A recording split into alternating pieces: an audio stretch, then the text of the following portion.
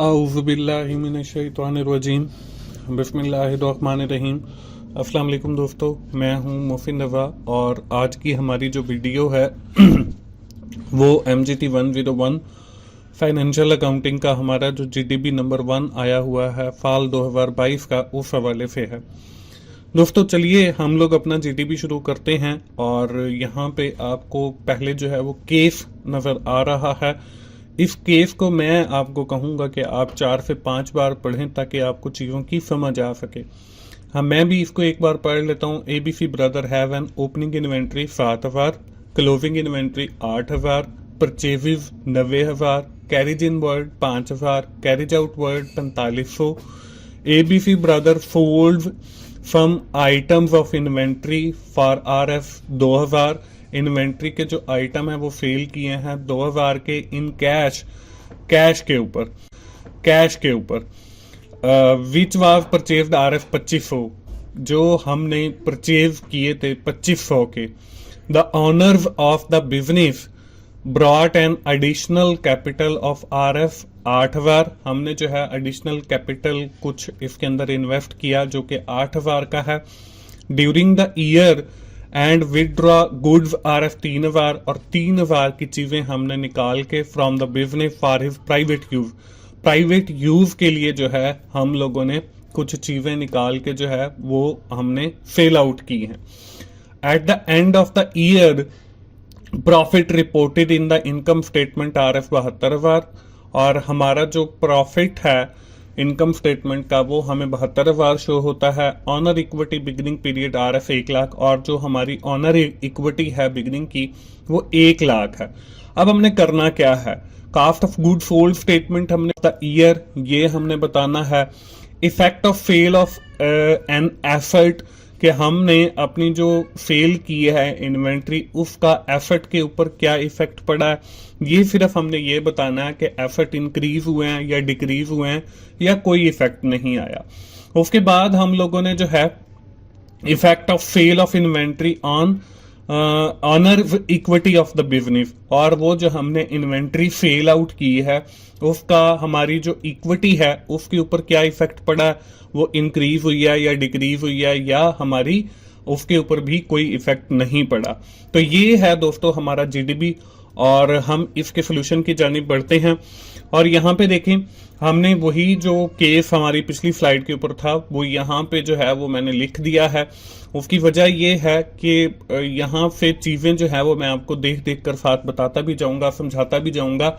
लेकिन उससे पहले आपको बता दूं कि फाइनेंशियल अकाउंटिंग का ये GDB बनाने में मैं लेट हो गया क्योंकि मेरे पास टाइम जरा कम होता है। लेकिन जिस दिन मैं अपने क्लाइंट्स के GDBs बनाता हूं तो उसी दिन ही मैं वीडियो बनाता हूं। और दूसरी बात यह कि मैं भी आपके LMS भी हैंडल करता हूं और असाइनमेंट्स भी बना के देता हूं, क्योंकि बहुत सारे दोस्तों ने मुझसे पूछा तो मैं ये करता हूं। लेकिन टाइमली अगर आप मुझे बताएंगे तो फिर ही मैं कर सकूंगा, बिल्कुल लास्ट डे को, लास्ट आवर को नहीं।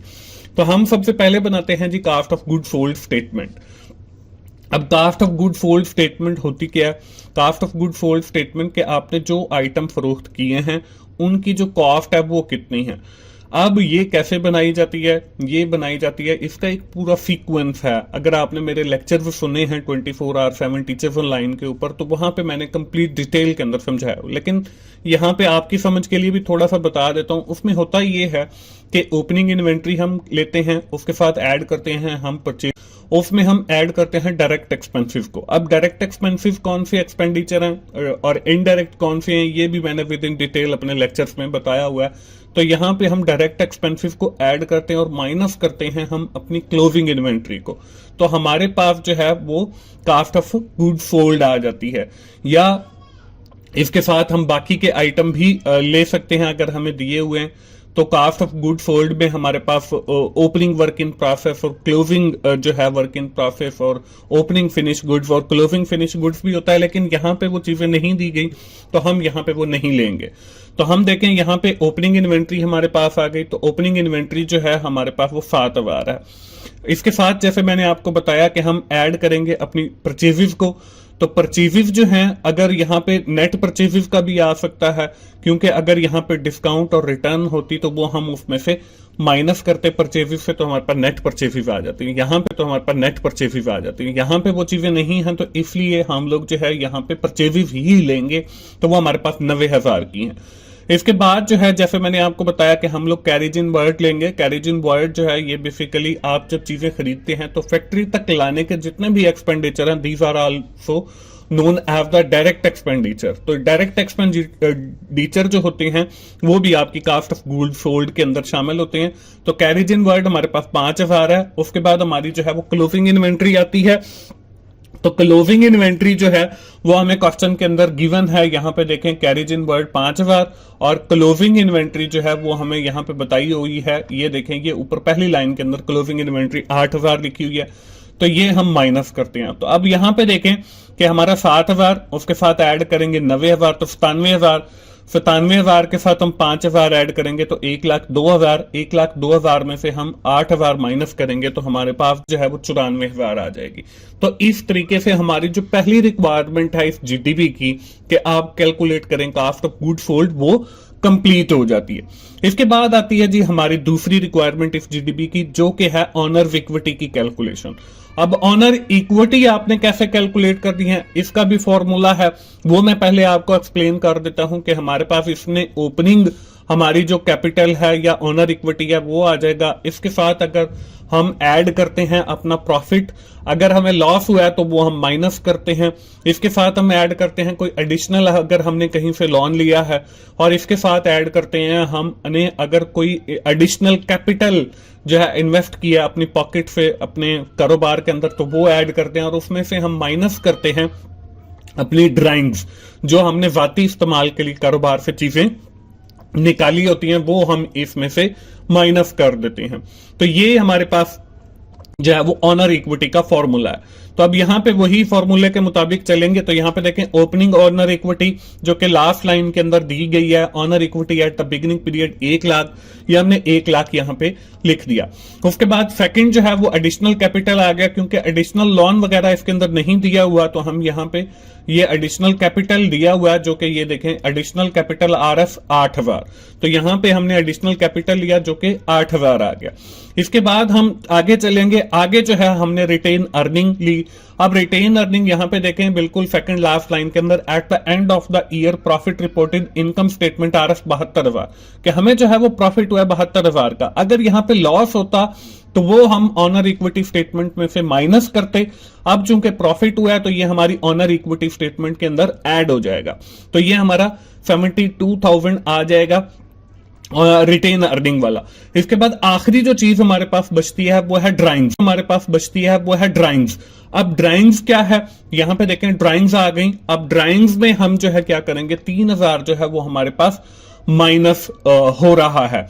तो ये देखें यहां पे ड्राइंग्स का भी दिया हुआ है सेकंड लास्ट लाइन के अंदर, जो कि है हमारे पास during the year and withdrew goods of RF 3,000 from the business for his private use, कि उसने जाती इस्तेमाल के लिए जो है चीजें जो है वो ली थी और उसको फिर जो है हमने इसमें से माइनस करना है। तो ये विद इन अ ब्रैकेट या इसके साथ आप माइनस की सिंबल लगा दें।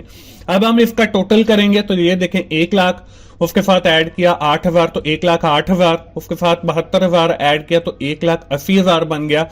और 1,80,000 में से जब हम 3,000 को माइनस करेंगे तो हमारे पास जो ऑनर इक्विटी का बैलेंस बच जाएगा वही 1,77,000 जो है 77,000 जो है 77,000 वो आ जाएगा। तो इस तरीके से हमारी जो रिक्वायरमेंट नंबर 2 है वो भी कंप्लीट हो जाती है। पहले हमने कास्ट ऑफ गुड सोल्ड को देखा जो कि हमारी रिक्वायरमेंट नंबर 1 थी, उसके बाद हमने जो है वो ऑनर इक्विटी को देखा जो कि हमारी रिक्वायरमेंट नंबर 2 थी, और वो भी 1,77,000। जीडीपी की जो है वो रिक्वायरमेंट नंबर 3 आती है। अब वो रिक्वायरमेंट नंबर 3 क्या है, वो ये थी कि effect of sale of inventory on effort, कि हमने जो इन्वेंट्री सेल आउट किया है, यहां पे देखें सेकंड लाइन के अंदर लिखा हुआ है ABC brother sold some item of inventory RF 2,000, के कुछ इन्वेंट्री जो है वो 2,000 की उन्होंने सेल की है इन कैश, कैश के ऊपर ड्यूरिंग द ईयर उस साल के अंदर विच वाज परचेज्ड RS 2500, जो उन्होंने 2500 की जो है वो खरीद की थी। अब यहां पे देखें, हमें बताया गया कि हमने 2000 की चीजें फरोख्त की हैं, लेकिन वो जो चीजें हैं हमने जो वो खरीदी थी 2500 की। अब देखें जो इन्वेंट्री है वो हमारा एसेट्स होता है, तो हमने सेल आउट की 2500 की इन्वेंट्री, यानी कि हमारा एसेट जो है वो कम हुआ, लेकिन कैश जो है वो भी हमारा एसेट है, वो 2000 से जो है वो बढ़ा। तो यहां पे देखें हमारा 2500 से कम हुआ और 2000 से बढ़ा। इसका मतलब ये है कि 500 से मजीद हमारा एसेट जो है इन्वेंट्री वाला वो कम हुआ। तो यहां पे effect of sale of inventory on asset के अंदर जो है वो मैंने डिक्रीजेस लिख दिया है कि हमारे जो एसेट हैं वो डिक्रीज हुए हैं। ये जो ऊपर हमें केस दिया गया इस हिसाब से जो हमने इन्वेंट्री सेल आउट की है। इसके बाद जो आखिरी रिक्वायरमेंट थी और फोर्थ रिक्वायरमेंट थी, उससे पहले मैं आपको बता दूं कि दोस्तों इस सब्जेक्ट के मेरे अपने रिकॉर्डेड लेक्चर्स भी हैं 24/7 टीचर्स ऑनलाइन के ऊपर, वो आप जाके सुने, आप वहां से फाइनेंशियल अकाउंटिंग सीख सकते हैं। उसके अलावा ये जीडीबी अगर आपने बनवाना है तो व्हाट्सएप का नंबर मेरा डिस्क्रिप्शन के अंदर दिया हुआ है, आप मुझसे कांटेक्ट कर सकते हैं। ये मैं बना के भी देता हूं, इंशाल्लाह मैं आपको बना के दूंगा। तो दोस्तों आखिरी जो रिक्वायरमेंट थी इसकी वो ये थी कि effect of sale of inventory on equity, कि ये जो हमने इन्वेंट्री सेल आउट की है इसका इक्विटी के ऊपर क्या असर पड़ेगा। तो ये जो है ये भी हमारी डिक्रीज होगी। उसकी वजह ये है कि हमें जो है वो लॉस हुआ है 500 का, क्योंकि हमारी जो चीजें हैं वो 2500 की थी और हमने बेची है 2000 की, तो 500 जो है वो लॉस हुआ है। और मैंने जब ऑनर इक्विटी ये जो हम स्टेटमेंट बना रहे थे यहां पे सेकंड रिक्वायरमेंट जब हम कर रहे थे, तो मैंने आपको बताया था कि अगर हमें प्रॉफिट होता है तो वो हम रिटेन अर्निंग की सूरत में हम ऐड कर लेते हैं, अगर हमें लॉस होता है तो वो हम लॉस शो करते हैं, और लॉस जो है वो ऑनर इक्विटी से माइनस हो जाता है, तो ऑनर इक्विटी जो है वो कम हो जाती है। तो यहां पे देखें effect of sale of inventory वो डिक्रीज मैंने यहां पे लिख दिया, तो ये दोनों जो है वो डिक्रीज होंगे। तो उम्मीद है दोस्तों आप लोगों को जो है आपके जीडीबी का आइडिया मिल गया होगा फाइनेंशियल अकाउंटिंग का। आप इसको कॉपी नहीं कीजिएगा, बल्कि ये सम टाइम हो भी जाता है क्योंकि फिगर्स आपकी सेम आएंगी, जब फॉर्मेट आप चेंज कर लीजिएगा और अपना जीडीबी बना ले। दोस्तों आखिर के अंदर मैं फिर वही कहूंगा 24/7 टीचर्स ऑनलाइन का ये लोगो आपको नजर आ रहा है। यूट्यूब के अंदर जाके जब टीचर्स ऑनलाइन लिखें आप इस चैनल पे पहुंच जाएंगे और इसके ऊपर मेरे मुख्तलिफ सब्जेक्ट्स के जो लेक्चर्स अवेलेबल हैं आप उनसे भी फायदा उठाएं। मिलते हैं अगली किसी असाइनमेंट सोल्यूशन के साथ या जीडीबी के सोल्यूशन के साथ। उस वक्त